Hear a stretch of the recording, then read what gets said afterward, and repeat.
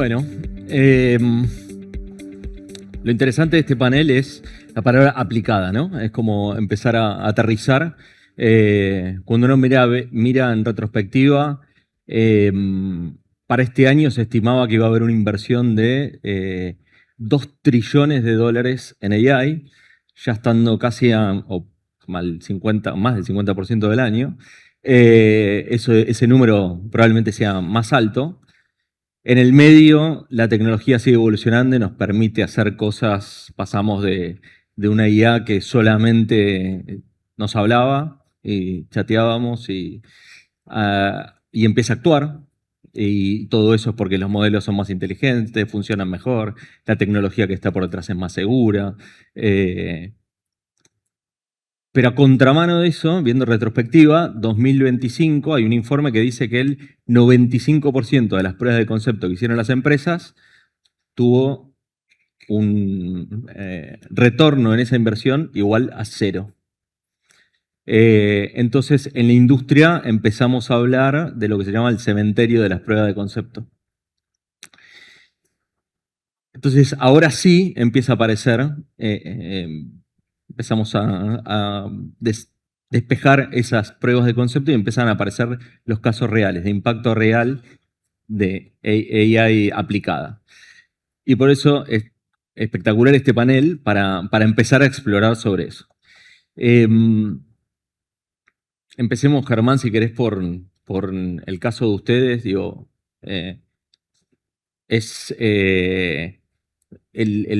lograron ustedes, desde un negocio enfocado en la infraestructura de conectividad, posicionar y crear un agente de AI que facilita la operación del NOC. ¿Qué nos podés contar de Burrito de AI? Y empecemos a explorar ese caso. Bueno, primero que nada, buenos días. Bueno, ya estamos como en Donkey, que sería la versión 2. Ahora le quieren poner platero, viste que los equipos se ponen creativos con esas cosas. No, el principal desafío que tiene una telco es el tiempo de diagnóstico ante una falla.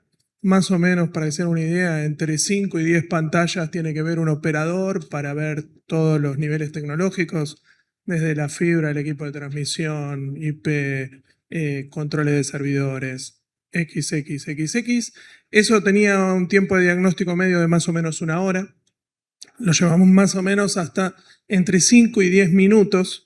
La idea es que además este agente pueda interactuar con los clientes ya directamente desde el call center. Todavía no está habilitado, pero hacia ahí va. Y lo que mayoritariamente buscábamos era que se reduzca el tiempo de diagnóstico para que luego eso reduzca el tiempo de resolución de los tickets. Obviamente hicimos MVPs, fallidos unos cuantos. Tuvimos un consumo infernal de tokens durante una época, también porque no entendíamos bien cómo era todo el tema de dividir entre agentes específicos y no. Y hoy nos encontramos en una situación donde realmente con los mismos operadores estamos haciendo una multiplicación más o menos 3x en capacidad, perdón. 3x en capacidad con una expectativa de ir a 5x en capacidad.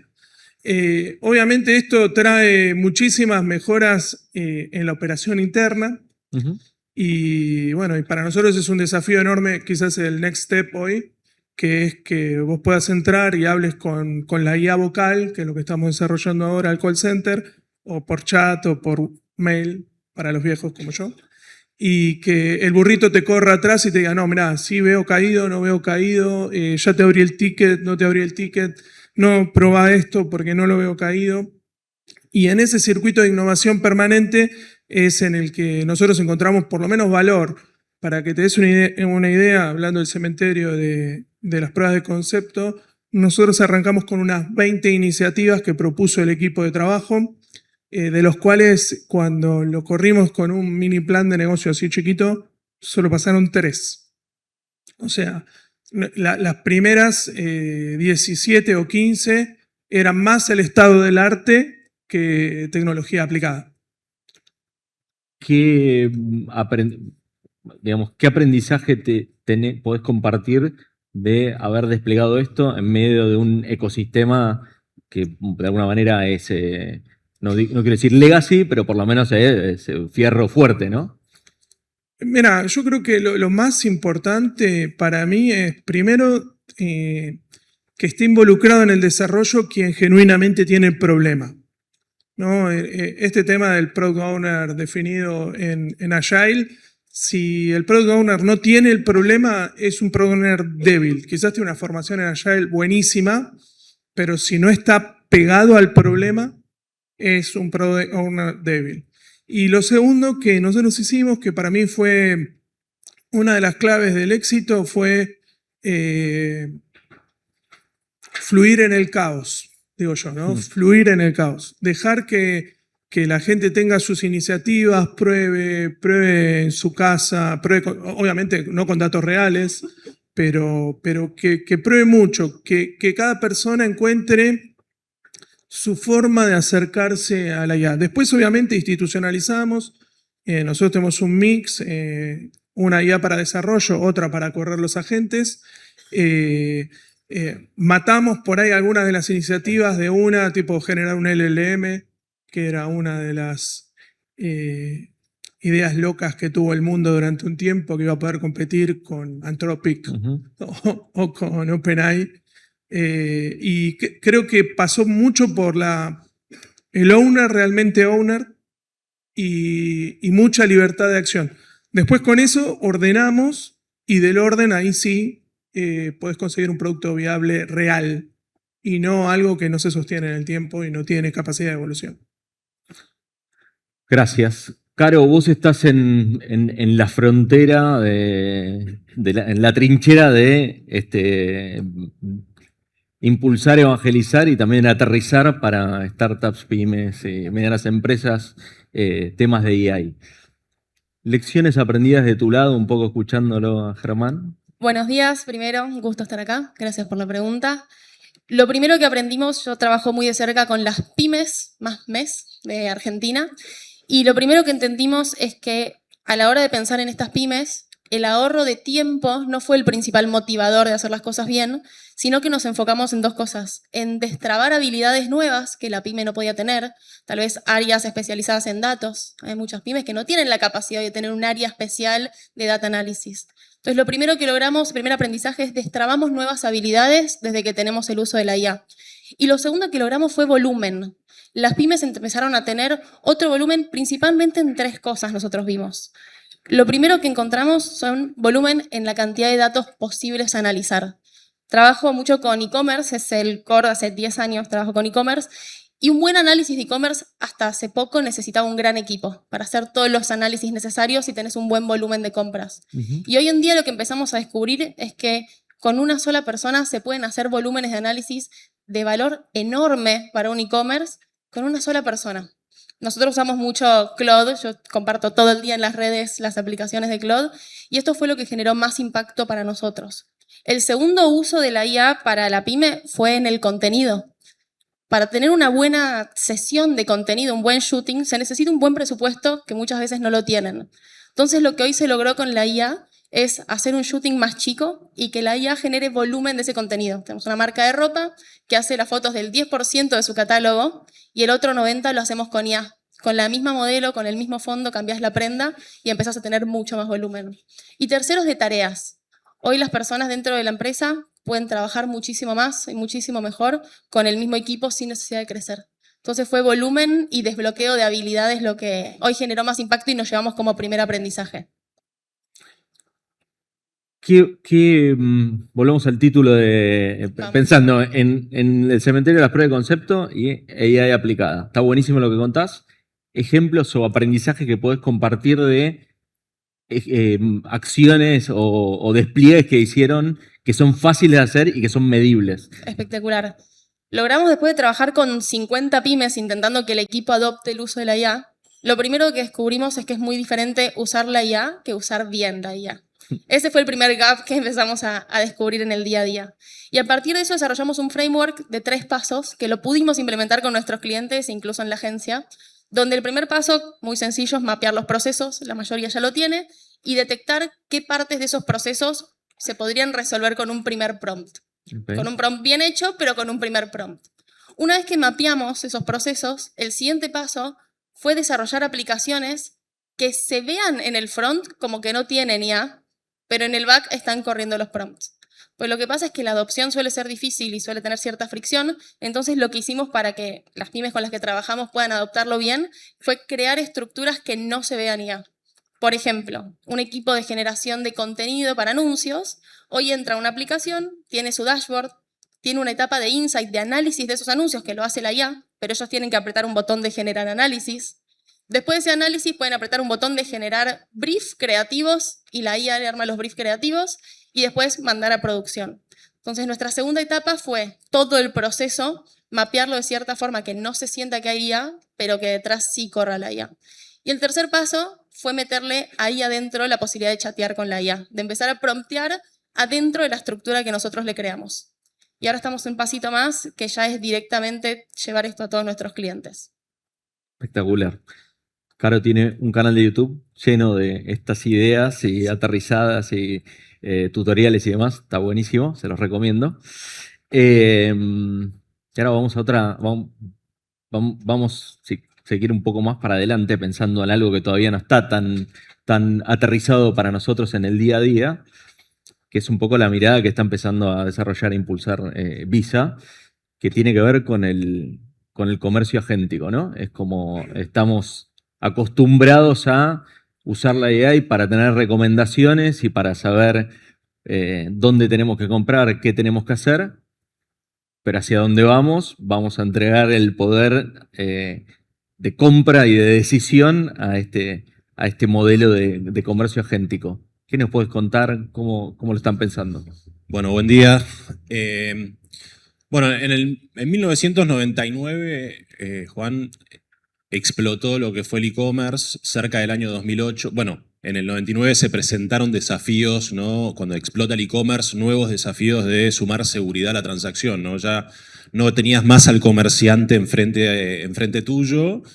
Entonces ahí es donde nace todo lo que es la tokenización. La tokenización de las tarjetas, digamos, es el reemplazo del número de los 16 dígitos de tarjetas como lo conocemos todos por un token que por sí solo no funciona para nada, pero sí, digamos, en cierto contexto y por los rieles correctos, eso se transforma nuevamente en una credencial de pago.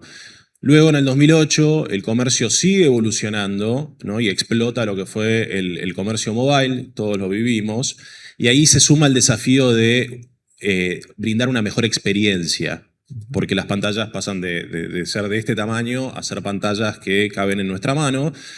Y la evolución que está tomando el comercio en este momento, y no por ello significa que el resto de los otros canales, ¿no? El mobile, el web y el presencial, obviamente van a desaparecer, sino que se está sumando el comercio agéntico como un nuevo canal de ingreso de clientes y de generación de ventas.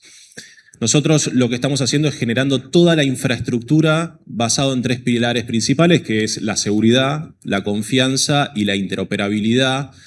Claramente son 3 de los pilares que más salen a la hora de hablar con clientes, son las grandes preocupaciones que tienen, ¿no? Además, se suma el desafío adicional que suma el comercio agéntico es cómo nos aseguramos, primero, que un agente sea confiable. Segundo, cómo nos aseguramos que el agente tenga realmente el consentimiento por parte del cliente y que si Juan quiso comprar unas zapatillas rojas, lleguen las rojas, no lleguen las azules, o que Juan realmente haya dicho rojas y después no reclame por unas azules porque no le gustaron. Bueno, hay una serie de desafíos extra que el comercio agéntico está sumando al comercio como lo conocemos hoy. Y es ahí donde nosotros estamos trabajando. Hace poco ya hemos realizado unas pruebas con bancos, ¿no? Realizando transacciones obviamente en entornos productivos, pero entornos seguros. De hecho, una de las primeras compras agénticas que ya hemos realizado fue el libro El Principito, ¿no? Teníamos que asegurarnos de que llegue El Principito y que no llegue otro libro. Y bueno, y es de esa forma en la que estamos construyendo todos los protocolos y toda la infraestructura necesaria justamente para poder brindarle a este nuevo tipo de comercio la seguridad que necesita para que el comercio siga evolucionando hacia ahí. con obviamente asociaciones con empresas como OpenAI, estamos trabajando con wallets como Stripe, como Amazon, estamos trabajando obviamente con los principales bancos. Ya en Argentina, como les comentaba, hemos hecho pruebas con un chat propio, con un agente propio, perdón. Y bueno, nada, es un nuevo comercio que de nuevo no va a reemplazar todo el tipo de compras, pero sí vemos ciertos casos de uso en los cuales sí este tipo de canales van a empezar a permear más. Bien, te iba a decir que aparecieron las preguntas. Les iba a decir si quieren ir submitiendo alguna pregunta y demás. Bienvenido. ¿Qué más nos podés contar? Porque digo, me parece que lo mencionaste un poco, ¿no? Pero lo más crítico como usuario de empezar a entregar el poder a esa gente tiene que ver con la seguridad, ¿no? La seguridad del ecosistema con el que van a actuar. Ustedes, los consumidores, los merchants, ¿qué nos podés contar de qué están haciendo, lecciones aprendidas? Bueno, les comentaba que cuando empieza el e-commerce surge la tokenización, ¿no? Esta necesidad de alguna forma de ocultarle a los potenciales defraudadores las credenciales de pago. Ahora, el segundo pilar que nosotros vemos que es necesario y que está creciendo de manera muy fuerte es la autenticación, ¿no? De alguna forma, validar fehacientemente a la hora de darle la orden al agente de compra o de pago, que realmente haya un humano enfrente y que realmente sea, de nuevo, el consentimiento y la persona que es quien le está dando la orden. Digo, la inteligencia artificial obviamente está al alcance de la mano de cualquiera de nosotros, de los buenos y de los malos, ¿no? Eso como nuestros principales dos pilares, la autenticación y la tokenización, esos son como los dos. Después se suma el consentimiento. El consentimiento también hay tecnología para poder dar muestra del consentimiento. Sí, un directorio de agentes que son de confianza. También estamos trabajando en otras soluciones que quizás no son más atados a confianza, pero sí son, por ejemplo, el Agentic Score, que es un scoring que lo que hace es mostrar si un comercio, cuán listo está un comercio para poder recibir compras agénticas o no, Okay.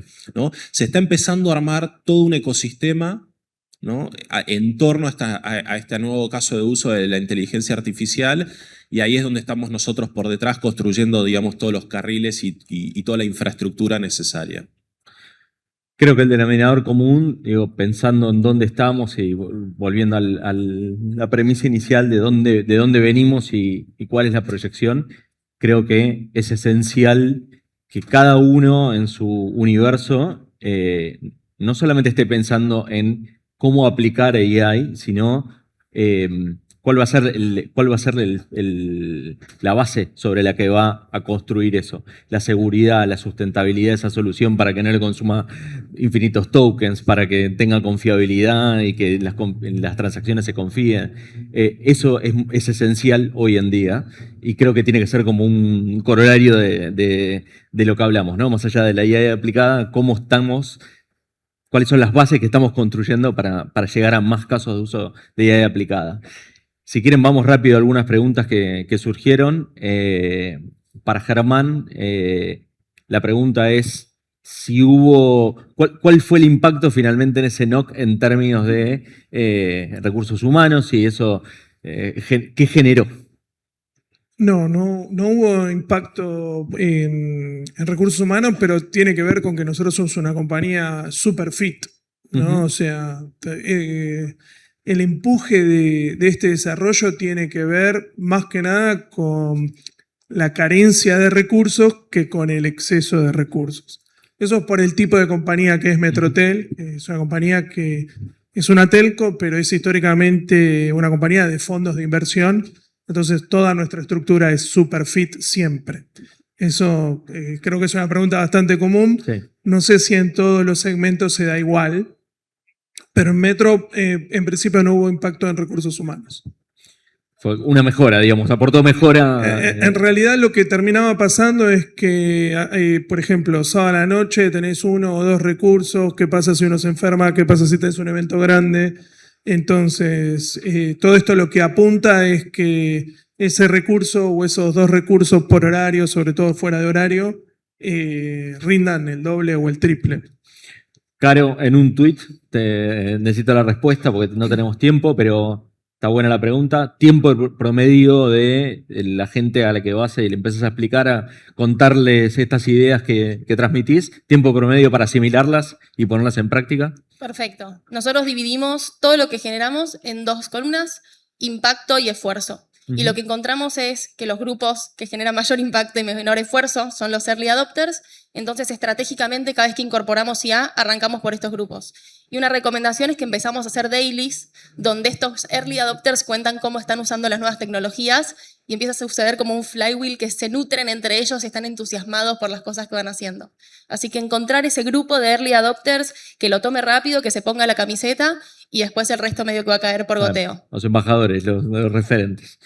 Y Santiago, para vos la última, es más psicológica la pregunta, que es ¿cómo gestionan el miedo, la incertidumbre que genera el uso de un comercio agéntico?